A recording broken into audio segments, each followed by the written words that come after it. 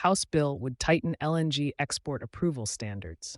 A newly introduced House bill would raise the bar for approving U.S. liquefied natural gas (LNG) exports by redefining how federal regulators determine whether proposed exports serve the public interest.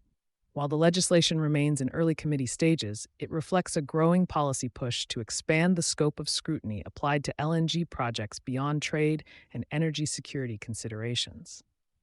H.R. 381, introduced on January 14, 2025, by Sean Casten and referred to the House Committee on Energy and Commerce, would amend the Natural Gas Act to impose more prescriptive criteria on LNG export approvals.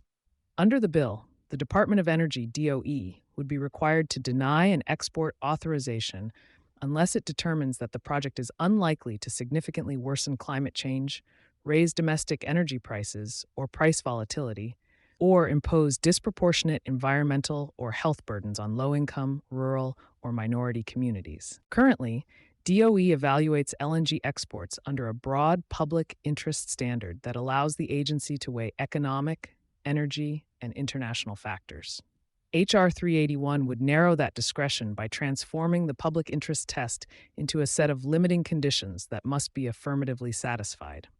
In practice, this would require more extensive analysis before approvals could be granted and could increase the evidentiary burden on project developers. The bill places particular emphasis on climate impacts.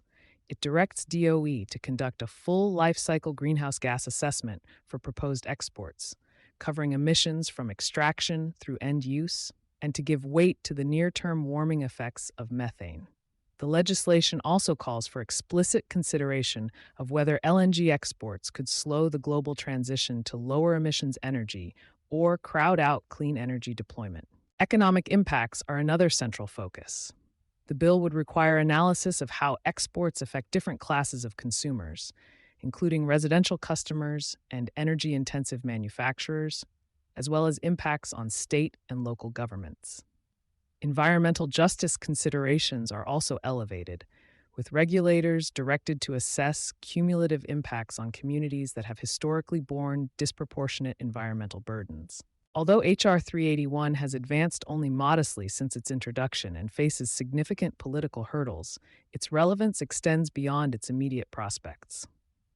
The bill signals a continued shift toward integrating climate, cost, and equity considerations into energy permitting decisions.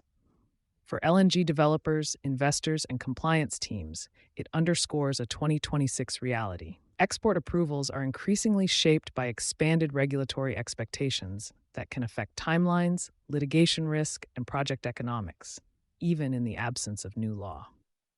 You've been listening to Sustainability Soundbites by Environment and Energy Leader. For partnership opportunities, please reach out to our team.